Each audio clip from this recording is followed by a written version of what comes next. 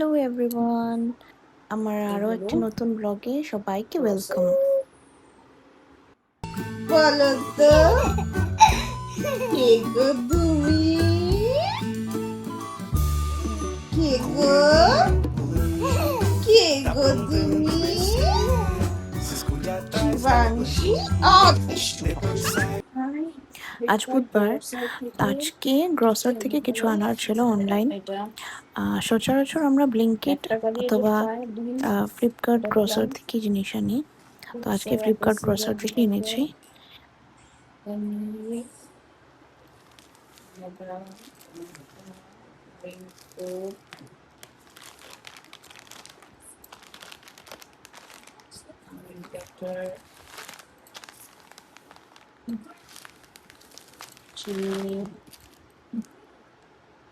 Make your face wash, rinse with water, bleach, liquid detergent, soap, our body wash, then body lotion.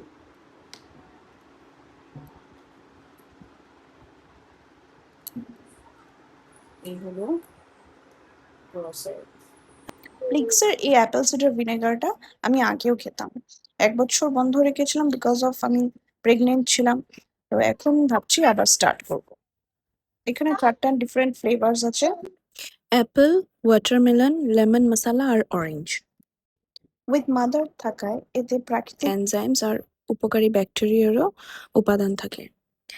এই অ্যাসিভিটা অন্যান্য বাকি অ্যাসিভিদের তুলনায় একটু টেস্টে ডিফারেন্ট।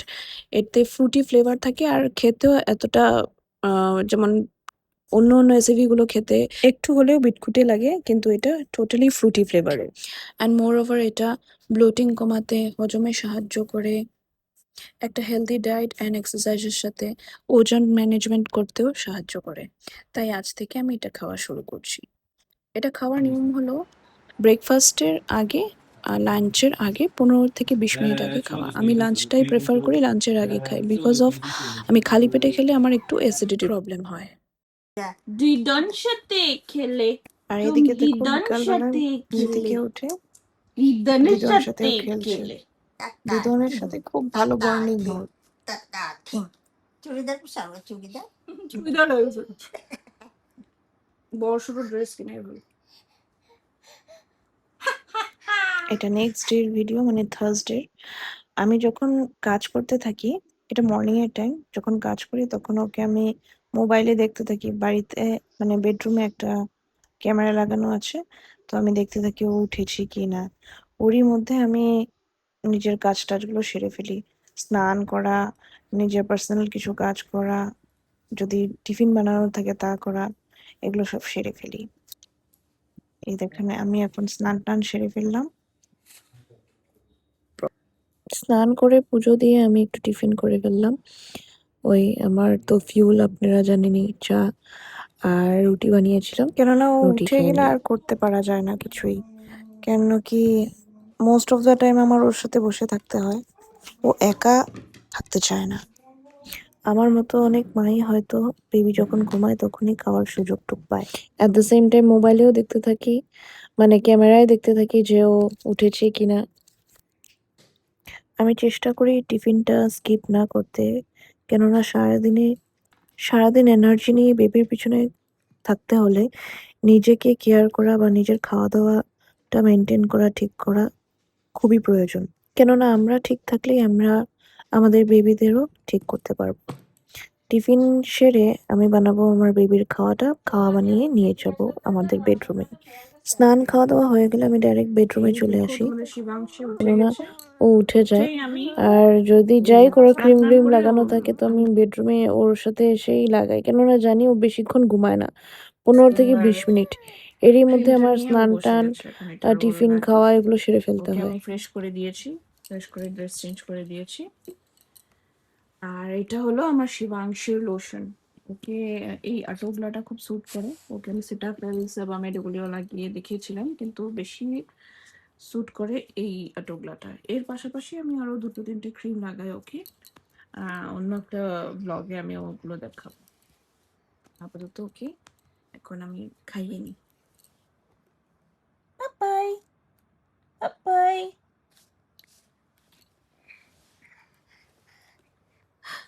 এখন এটা নিয়ে খেলবে, ওটা ছেড়ে দিয়েছে। ভালো হয়েছে ছেড়ে দিয়েছে, ততক্ষণে আমি নিয়ে চলে যাই, এটাকে সরিয়ে দিই। কি কি দিয়ে খেলে, কত কিছু খেলার, কিছু দিয়ে খেলবে না, এইসব দিয়ে খেলবে। এরই মধ্যে আমার একটা মিন্ত্রার পার্সেল চলে আসলো। একটা অ্যাকোয়ালজিকার হাইড্রেটিং মিস্ট নিলাম, ইউজ করে দেখি কেমন হয়। কেননা নেটে আর ইউটিউবে রিভিউ খুব ভালো ছিল, তাই ভাবলাম ইউজ করে দেখি কেমন লাগে। স্প্রে করলাম, স্কিনে ভালো অ্যাবজর্পশন হয়েছে, দেখি ট্রাই করে কেমন লাগে। বেবিকে স্নান টান করিয়ে ঘুম পাড়িয়ে দিয়েছি, এখন আসলাম লাঞ্চের প্রিপারেশন নিতে। আজকে যেহেতু থার্সডে, তো আজকে আমার বাড়িতে ভেজ রান্না হচ্ছে।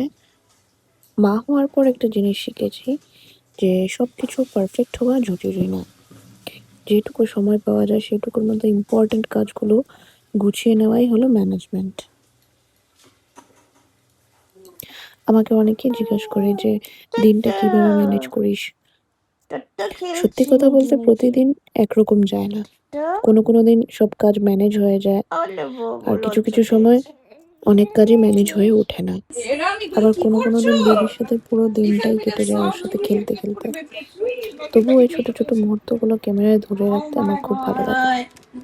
এই যে দেখুন, যেমন আমি লাঞ্চ করতে গেছিলাম, ওকে আমি ওয়াকারে বসিয়ে লাঞ্চ করছিলাম, আর ও সব বেড টেড করে ছত্রছান করছে। এই যে ম্যাটটা কিনেছিলাম ওকে বসাতে, কিন্তু ও ম্যাটে একলা একলা বসবে না, ওকে মানে ওয়াকারে বসিয়ে নিয়ে তারপর আমার খাওয়া দাওয়া করতে হয়।